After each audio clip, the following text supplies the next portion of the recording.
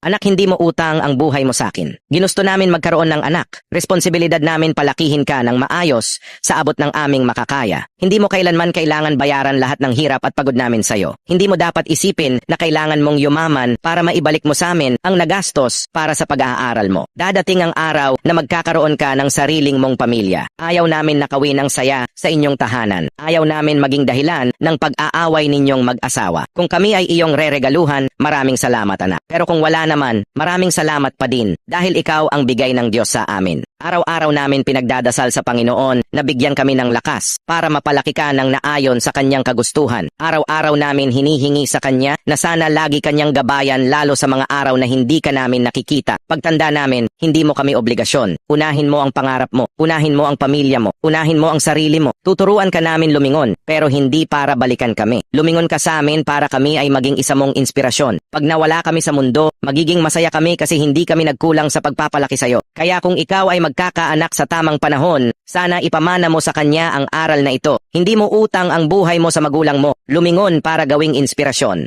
Anak, hindi mo utang ang buhay mo sa akin. Ginusto namin magkaroon ng anak. Responsibilidad namin palakihin ka ng maayos sa abot ng aming makakaya. Hindi mo kailanman kailangan bayaran lahat ng hirap at pagod namin sa'yo. Hindi mo dapat isipin na kailangan mong yumaman para maibalik mo sa amin ang nagastos para sa pag-aaral mo. Dadating ang araw na magkakaroon ka ng sariling mong pamilya. Ayaw namin nakawin ng saya sa inyong tahanan. Ayaw namin maging dahilan ng pag-aaway ninyong mag-asawa. Kung kami ay iyong reregaluhan, maraming salamat anak. Pero kung wala naman, maraming salamat pa din dahil ikaw ang bigay ng Diyos sa amin. Araw-araw namin pinagdadasal sa Panginoon na bigyan kami ng lakas para mapalaki ka ng naayon sa kanyang kagustuhan. Araw-araw namin hinihingi sa kanya na sana lagi kanyang gabayan lalo sa mga araw na hindi ka namin nakikita. Pagtanda namin, hindi mo kami obligasyon. Unahin mo ang pangarap mo, unahin mo ang pamilya mo, unahin mo ang sarili mo. Tuturuan ka namin lumingon, pero hindi para balikan kami. Lumingon ka sa amin para kami ay maging isa mong inspirasyon. Pag nawala kami sa mundo, magiging masaya kami kasi hindi kami nagkulang sa pagpapalaki sa'yo. Kaya kung ikaw ay magkakaanak sa tamang panahon, sana ipamana mo sa kanya ang aral na ito. Hindi mo utang ang buhay mo sa magulang mo. Lumingon para gawing inspirasyon.